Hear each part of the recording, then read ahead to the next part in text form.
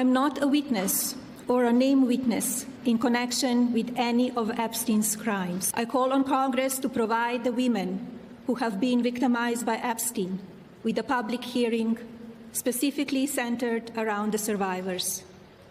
Give these victims their opportunity to testify under oath in front of Congress with the power of sworn testimony.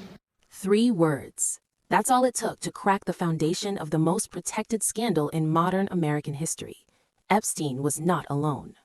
And the woman who said them wasn't a journalist, wasn't a whistleblower.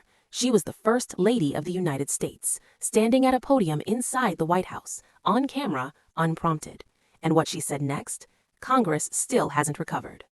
On April 9, 2026, Melania Trump did something she almost never does. She spoke publicly.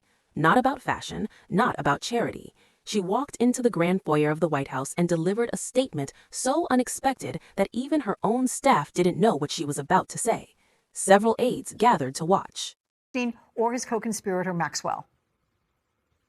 Well, I think first, obviously, the kind of announcement that she made from the White House was really bizarre, and it caught everyone, I think, off guard, including a lot of the survivors and those who have been working on this investigation. A couple of things I think were important from that. I think one, I mean, it is clear that all of Donald Trump's efforts to call this investigation a hoax. Todd Blanche, the new acting AG, just a few days ago saying that there was nothing else for the DOJ to do moving forward. Most of them had no idea what was coming.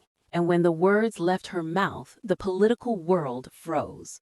She denied any meaningful relationship with Jeffrey Epstein. She denied that Epstein introduced her to Donald Trump. And then she pursued. I mean, I think the First Lady just clearly created distance between the position of her husband and his administration and herself. And I think, look, if Melania Trump actually wants to help in this investigation, she can look at her husband and tell him to release all the rest of the Epstein files. She could ensure that Pam Bondi actually testifies. And so, look, I'm glad she created, I think, an opportunity for folks to talk about this more because her husband is trying to sweep this away. But at the end of the day, the files need to be released. And that's where the First Lady called on Congress to give survivors a public hearing under oath. But here's what nobody is talking about. Why now? Why this week specifically?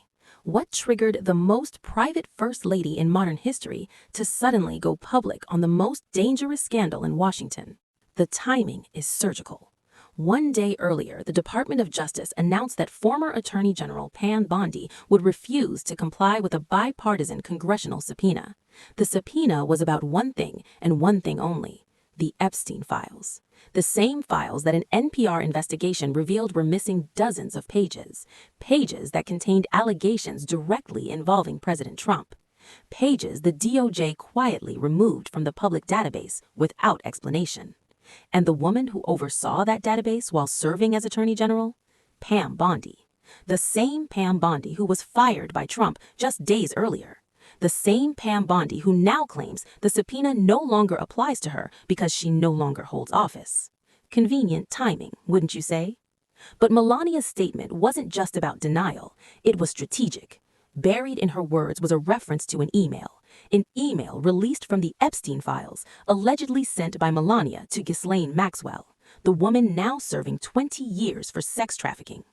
In it, Melania reportedly complimented Maxwell on how she looked in a photograph and signed off warmly. He can help. And then the second thing, which I think is also really important, is I think, the First Lady was saying she somehow didn't know Ghislaine Maxwell or Jeffrey Epstein. I don't think the facts actually bear that out. They clearly had some type of relationship.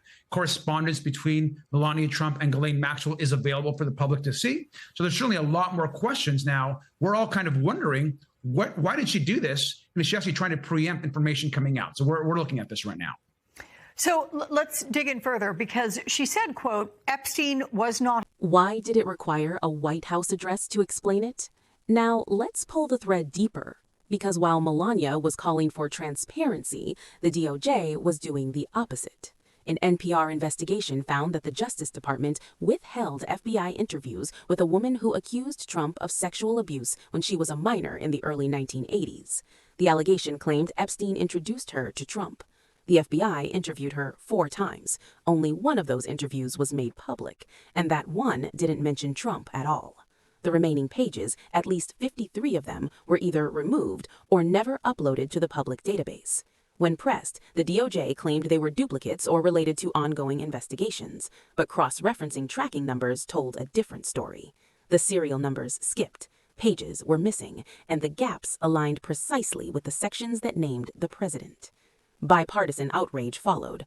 Republican Nancy Mace said Bondi handled the files in a terrible manner and seriously undermined the president.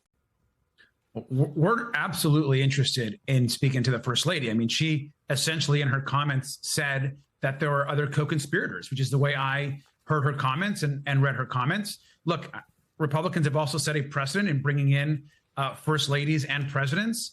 We've said it before. I'll say it again. We absolutely would like to talk to the First Lady. If she has information, if anyone has information about Jeffrey Epstein and Ghislaine Maxwell and their horrific crimes against women and children, we want to hear from them. What we also want is real advocacy. I think you heard the survivors come out on that same day and again say, look, if the First Lady wants to help here, let's actually put the focus where it needs to be, which is Pam Bondi needs to testify. The files need to be released. There needs to be actual. Democrat Robert Garcia demanded immediate hearings and threatened contempt charges. Even Epstein survivors weighed in. One woman, who says Epstein assaulted her when she was a young model, said she's willing to testify before Congress about what happened.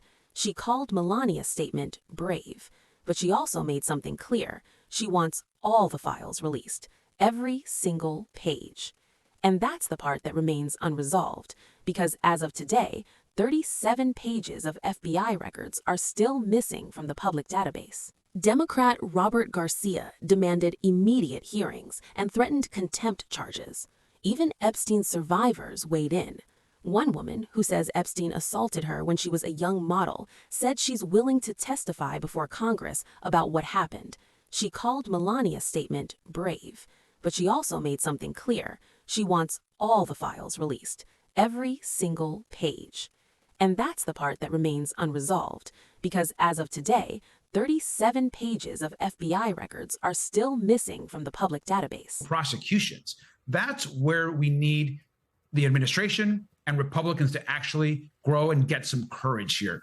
We need to get justice. We need to advance this investigation. No more distractions, no more lies, no more cover-up. We want the truth. Can you just quickly let me know, Pam Bondi is supposed to schedule Tuesday. It's been said that she will not. If she does not appear, what then? Will you consider holding her in contempt? 100%. I've said it before that I'll be the first one, along with many others, that'll work to put that contempt resolution in front of the Congress. She has